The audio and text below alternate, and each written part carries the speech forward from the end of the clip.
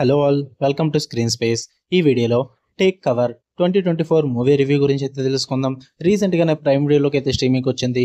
Movie duration అయితే 1 hour 30 minutes అయితే ఉంటుంది. తక్కువ రన్ టైమే. తెలుగు డబ్బింగ్ లేదు. ఇంగ్లీష్, హిందీ లాంగ్వేజెస్ అయితే ఉన్నాయి. సబ్ టైటిల్స్ తో కూడా చూడొచ్చు. స్టోరీ ప్లాట్ విషయానికి వచ్చేస్తే మెయిన్ లీడ్ అయిన హీరో శామ్ అయితే ఒక సీజన్ స్నైపర్ అనమాట.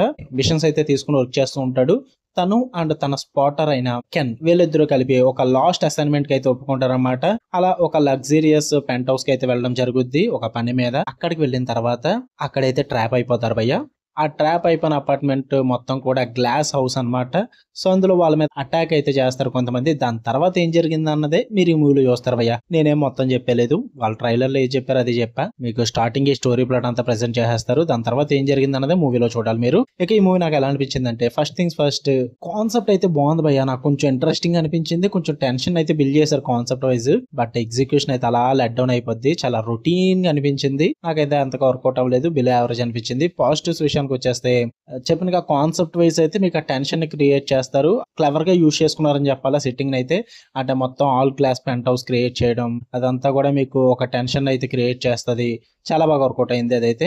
ఇంకా స్కాట్ యాడ్కిన్స్ అయితే ఆయన పర్ఫార్మెన్స్ చాలా బాగుంది. ఫిజికల్ గా అండ్ యాక్షన్ బ్లాక్స్ లో కొరియోగ్రఫీ, ఫైట్స్ వీటన్నిటిలో కూడా స్కాట్ యాడ్కిన్స్ స్క్రీన్ ప్రెసెన్స్ అయితే బాగా వర్కౌట్ అవుద్ది. స్నైపర్ అండ్ స్పాటర్ వాళ్ళిద్దరి మధ్య ఉండే కెమిస్ట్రీ కూడా బాగా వర్కౌట్ అవుతుంది భయ్య. అదే శామ్ అండ్ కెన్ది మంచిగా లైట్ హార్టెడ్ వేలో, కొంచెం ఎమోషనల్లీ అండ్ ఫన్నీ వేలో బాగా ప్రెజెంట్ చేస్తారు. మొత్తం మూవీ అంతా కూడా కిల్లింగ్ గురించి, గిల్ట్ గురించి, రెడెంప్షన్ గురించి వీటి కోసం ఎక్కువ ఉంటుంది అనమాట. మొత్తం ఒకే లొకేషన్ లో జరుగుద్ది.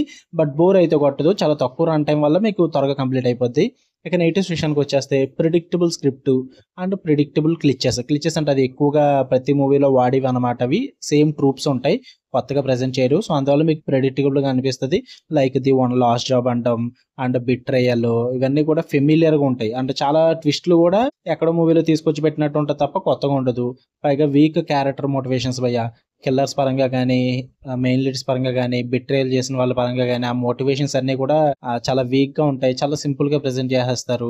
అండ్ క్లైమాక్స్ కూడా ఓవర్ ది టాప్ ఉంటుంది భయ్య. నార్మల్ గా వెళ్ళిపోయి క్లైమాక్స్ ని ఏదేదో చేద్దామని ఏదో చేస్తారు. ఆ ఓవర్ ది టాప్ ఆ డ్రామాటిక్ అయితే నాకు అసలు వర్కౌట్ అవ్వలేదు. ఏదోలాగా అనిపించింది. ఓవరాల్ గా అయితే it was below average movie అని చెప్తా. మరి అంత సూపర్ మూవీ ఏం కాదు. చూద్దాం అనుకుంటే మీ ఇష్టం, చూడండి. ప్రైమ్ వీడియో అయితే స్ట్రీమ్ అవుతుంది. తెలుగు డబ్బింగ్ లేదు. ఫ్యామిలీతో చూడొచ్చు అంటే మీకు ఇంటిమేషన్ సీన్స్ అయితే ఉండవు, కానీ స్టార్టింగ్ 30 minutes లోనే మీకు సెక్షువల్ రిఫరెన్సెస్ అయితే ఉంటాయి. క్లెవేజ్ కొంచెం ఎక్స్పోజింగ్ అయితే గట్టిగా ఉంటుంది అండ్ వైలెన్స్ కూడా హెవీగా ఉంటుంది. మరి పర్లేదు అనుకుంటే మీ ఇష్టం.